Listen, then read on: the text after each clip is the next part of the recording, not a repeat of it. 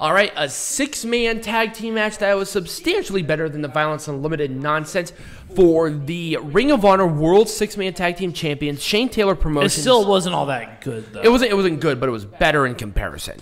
I mean, okay, come on. You can get Drew McIntyre in the club versus Jinder Mahal and Veer and Shanky and still have a better 6-man tag than We've seen a better 6-man tag with those guys in it. Mick! But yes, LFI, where La Facción Ingmamable. Every time I hear that, I feel like he's like doing that on purpose. No, Peanut Gallery cannot say Ingo Bernable. It's the I cannot weirdest pronounce thing. it in a fast pace. Ingo Bernable. He has to Ingo literally. Bernable. He has to literally sound it out like a child. I do. I am child. And the weirdest thing is, he can literally say anybody's name in Spanish totally fucking fine when we do like CMLL or AAA, but for some reason when we go to Ingo Bernable, he like falls apart. It's so fucking weird.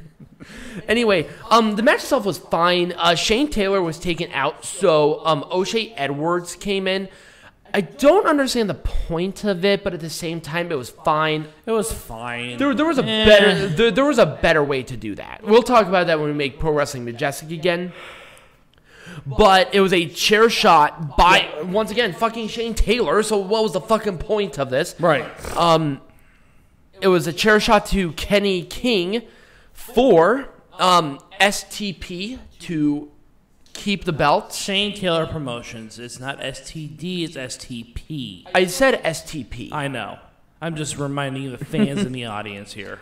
Yes, and they retained. It was a fine match. It was forgettable, just like the other. Totally forgettable, but Shane Taylor Promotions obviously continue to bring up these belts, and they're awesome. I love Shane Taylor. They're not doing a great job with it, but they're I think they're doing a damn fine job. But we'll talk about that. I forgot about it. Anyways, let's. All right, Peanut Gallery, let's make this shit majestic again. We're starting with the Honor Rumble. Number 1, just immediately right off the bat, Brian Zane should not be on commentary. 0% of that is interesting. Also, the GM of Ring of Honor Television should be fired, and so should the head booker, because they're terrible. This match was awful. I mean, it was whatever. I mean, at least it was on. Oh my god, I can give you a million things that happened that was so poorly booked. Also, who's producing this shit? Mick.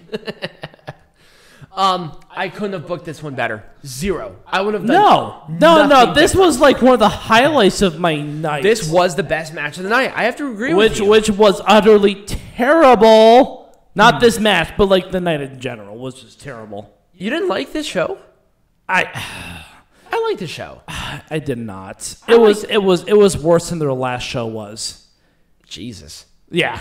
Okay, here's the thing. I wish it was one fall to a finish. Fuck, what the hell? Okay, I will say in their defense, this Fatal 4-Way elimination thing is a standard in Death Before Dishonor. Here's what the way that EC3 eliminated himself was terrible. Yes. The other 3 participants were okay, but the last 2 were amazing. Yes. Again, it should have been a one-on-one match. If you really wanted the one-on-one match fetish to happen, then make it happen. Jesus Christ. Here's what I really like about this, and I will say this in their defense.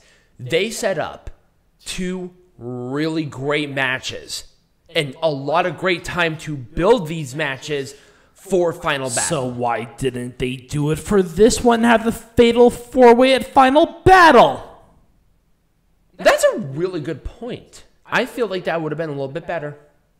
Had like a double count out thing for Demonic Flamita and EC3. Fuck you, and then have some bullshit thing here with Brody King or whatever.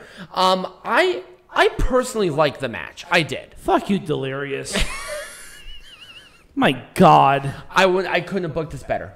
0. I love this. No, there was like 0% of nothing you could have booked better about this match. I thought the ending was great. I thought the false finish was terrible. No, I love that. I actually loved that. No, I hated that. No, this made this feel better because then Gresham even still looked like the biggest babyface in the world.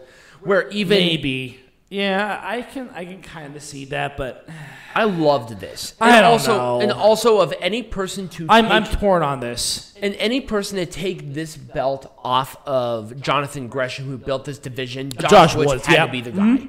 Future, right there. I thought it was great. Yeah. And that's why I love this match. It was because I thought this was perfect. Fuck this shit. Shane Taylor should not have been taken out of this match. This match should not have happened. Here's my thing. Because they had to change 2 people in the match. Why? That's like 1/3 of the people.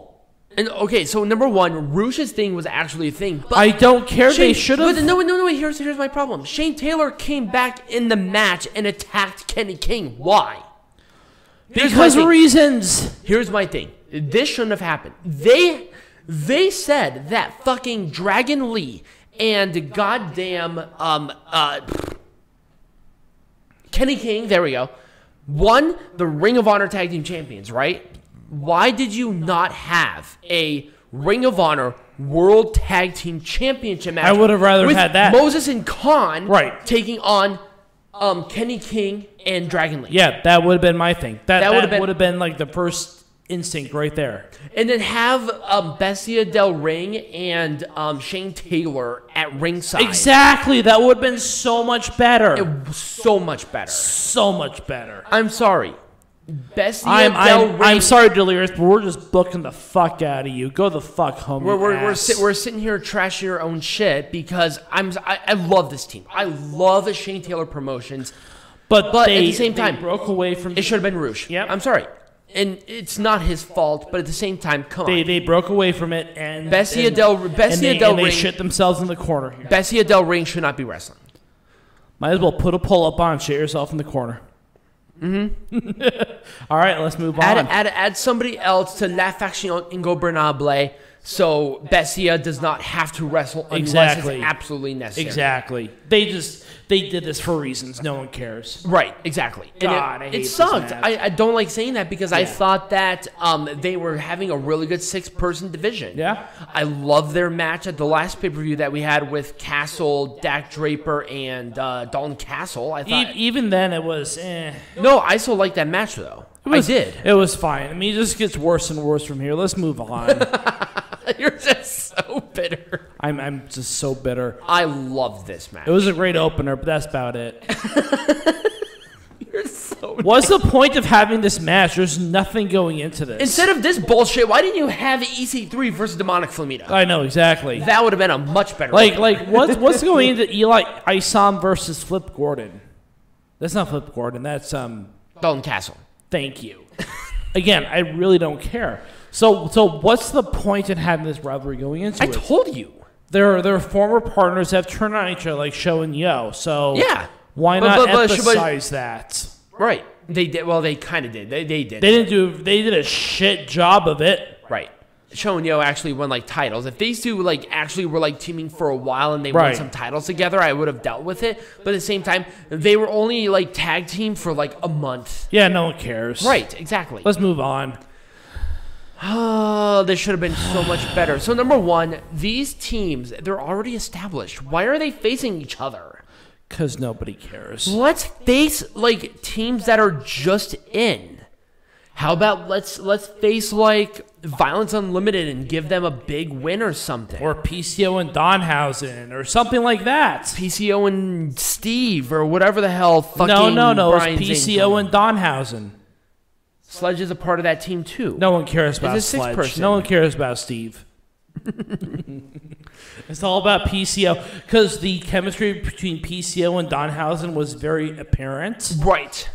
Within that match, and I loved it. Right, you needed a cohesive team. You needed something fresh. And here's the thing: we're not shitting on either of these teams, but they're already established. What are you doing? Nobody cares about OGK or the Briscoes as a tag team. Nobody cares. Or against each other. Let's have OGK facing a new team. Let's have OGK versus Danhausen and PCO. Right, or the Briscoes versus the same, or the Briscoes versus, whatever. And right, exactly. The Briscoes versus Violence Unlimited or whatever. Right. Or Shane Taylor. I mean, there's so many teams. Right. But fuck, man, come on. Why? They did not build this correctly. No. There was no build to this. Oh, Nobody my God. Thanks to Delirious. Right. Fucking asshole. Nobody cared. Nobody cared. Okay, hold on. Okay, so they built this as a 2 recent releases that face each other. What happened in the match was not their fault. Somebody got hurt. It was kind of like a Brian Myers versus Matt Cardona's tour situation. Where they had to end it really quickly because somebody legitimately got hurt. Which is fine. That's okay. But here's the thing that I do like. I like that both of these guys are in Ring of Honor. Yes. This is the perfect place for them. They would have gotten lost in the shuffle in AEW, and I feel like they wouldn't have belonged in Impact. No.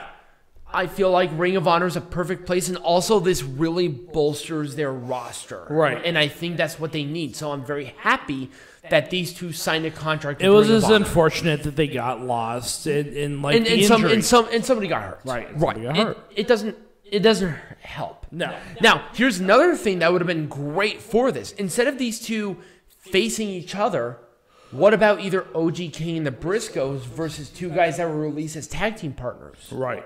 That would have been a much better introduction. Right. And also, why did they tell us these two before the show? It would have been so much better if they waited until later for the surprise after. Exactly. I didn't even know until they announced it. Wait until the show. That would have been awesome. Yeah, Are you absolutely. kidding? Yep. 100%. That would have been awesome. This sucked.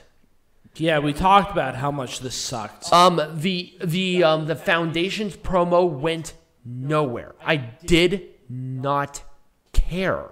I didn't care either. Here's the thing. I legitimately who is Jonathan Gresham? Fucking Ric Flair? No, Jay Lethal. You're thinking about Jay Lethal. Jay Lethal is he?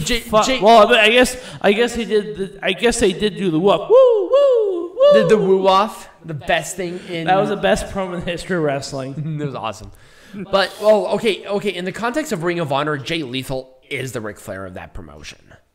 But who the fuck cares? At the same time, what was the point? No, it was not the point of Jay Lethal talking. It was what was the point of that happening? There was no point. There was a point in time, legitimately, and I am not kidding you, where I saw that, I'm like, oh my God, Jay Lethal is retiring. I legitimately thought that. But it meant nothing. There was no, but what was the point? You think Jay Lethal's retiring? You're so cute. We knew for a fact that all 3 of these guys are finding the period of adorable. You thought Jay Lethal was retiring. Well, okay, he came out here and they're all clapping. No, they're all clapping. He's the only one chanting. We know these guys are good in the pure division. There was no point to this. Here was what I thought immediately as soon as it happened. This company has 0 faith with these guys. 0. Yeah. Because they have Jay Lethal, they had Jay Lethal and the Foundation come out there. One of the guys just signed a contract with AEW. That's how little faith they have in him. And one of them's a former Ring of Honor pure champion already. Yeah. You know what? Here's my thing. I think this is exactly what happened. This was a last-minute call. Because this match stunk up the room so bad that they had to get the Foundation out there to cut a promo to make sure that none of these guys were buried. I can almost guarantee you that was the problem. Violence Unlimited has already been buried. They're Violence Unlimited sucks. I cannot take them. Other than Brody King, I can take none of them seriously. Yeah, they suck.